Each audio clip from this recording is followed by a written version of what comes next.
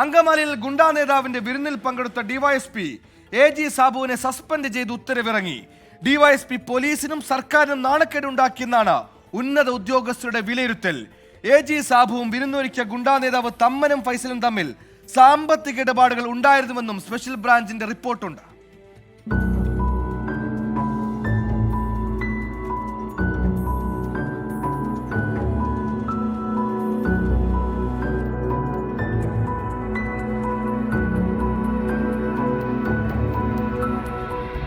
മുഖ്യമന്ത്രിയുടെ നിർദ്ദേശപ്രകാരമാണ് AG സാബുവിനെ suspend ചെയ്തത്.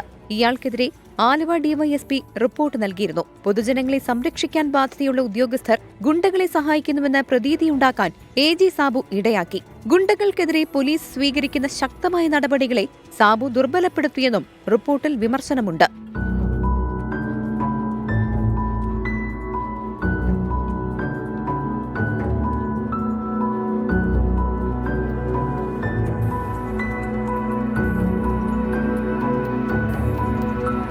ഗുണ്ടാ നേതാവ് തമ്മനം ഫൈസലുമായി ചേർന്ന് വാഗമണിൽ റിസോർട്ട് തുടങ്ങാൻ AG സാബു തീരുമാനിച്ചിരുന്നുവെന്ന് സ്പെഷ്യൽ ബ്രാഞ്ച് റിപ്പോർട്ട് നൽകിയിട്ടുണ്ട്.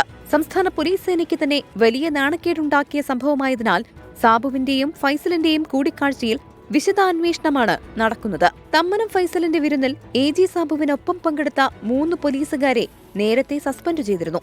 24 കൊച്ചി. വിധി ദിനത്തിൽ 24 മാജിക് ജൂൺ 4 ചൊവ്വാഴ്ച രാവിലെ 5 മണി മുതൽ 24-ൽ.